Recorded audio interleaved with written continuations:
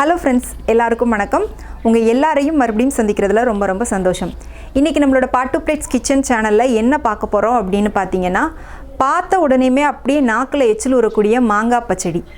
இது பார்த்திங்கன்னா ரொம்ப சிம்பிளான ரெசிபியாக இருந்தாலும் அந்த கரெக்டான புளிப்பு, காரம் எல்லாம் ஒன்று சேர்ந்து வந்தால் தான் அந்த மாங்காய் பச்சடி நல்லாயிருக்கும்.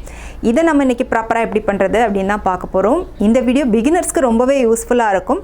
அதனால் வீடியோவை முதலேருந்து கடைசி வரை ஸ்கிப் பண்ணாமல் பாருங்கள். பார்த்துட்டு உங்களுக்கு வீடியோ பிடிச்சிருந்துச்சு அப்படின்னா மறக்காமல் லைக் பண்ணுங்கள். வாங்க வீடியோக்குள்ளே போகலாம். மாங்காய் பச்சடி பண்ணுறதுக்கு முதல்ல மாங்காவை இந்த மாதிரி கொஞ்சம் பெரிய பீஸாக கட் பண்ணி எடுத்துக்கோங்க. எனக்கு அந்த மாங்காய் தோலில் இருக்கிற துவர்ப்பு டேஸ்ட் ரொம்ப பிடிக்கும். அதனால் நான் அப்படியே அந்த தோலோடவே போட்டிருக்கேன். நீங்கள் தோலை சீவிட்டு வெறும் மாங்காவை மட்டும் கட் பண்ணி போடுறதா இருந்தால் கூட போட்டுக்கலாம். பச்சடி பண்ணுறதுக்கு எப்போவுமே மாங்காய் ரொம்ப காயாக இல்லாமல் ஒரு கால்வாசி பழுத்த மாங்காயில் பண்ணோம் அப்படின்னா இன்னும் டேஸ்ட் ரொம்ப நல்லாயிருக்கும். எனக்கு இன்றைக்கி இதான் கிடச்சிச்சு. அதனால் நான் உங்களுக்கு இதில் பண்ணி காமிக்கிறேன்.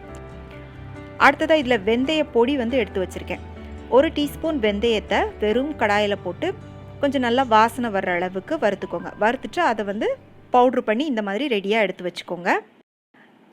இப்போ நம்ம மாங்காய் பச்சடி பண்ண ஆரம்பிக்கலாம்.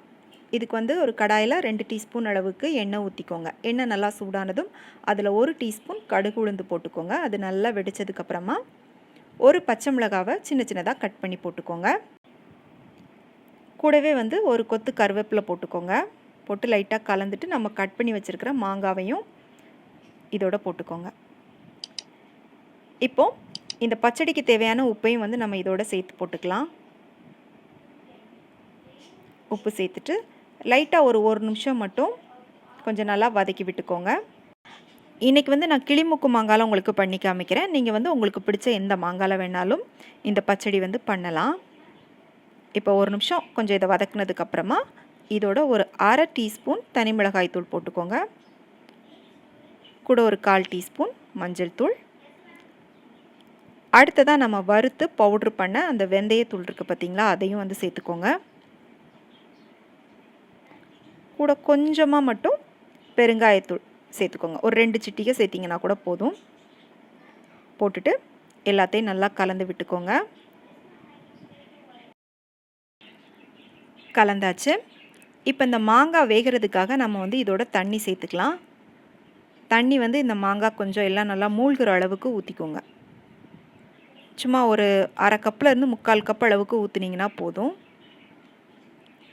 ஊற்றிட்டு நல்லா ஒரு தடவை கலந்து விட்டுட்டு இதை மூடி போட்டு மூடி ஒரு 5 நிமிஷத்துக்கு அப்படியே வேக விட்டுட்டிங்க அப்படின்னா மாங்காயெல்லாம் நல்லா வெந்துடும்.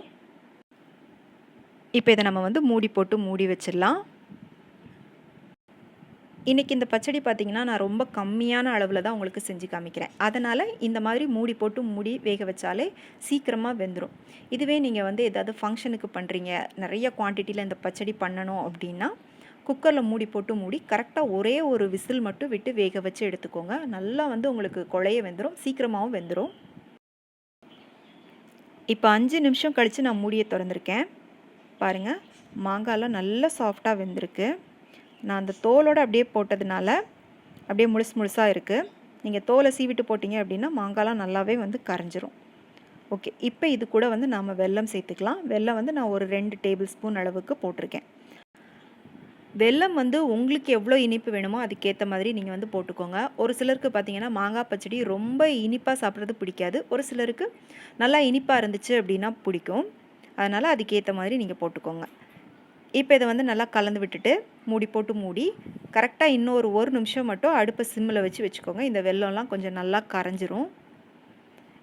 பாருங்கள், இப்போ நம்மளோட மாங்காய் பச்சடி சூப்பராக ரெடி ஆயிருச்சு.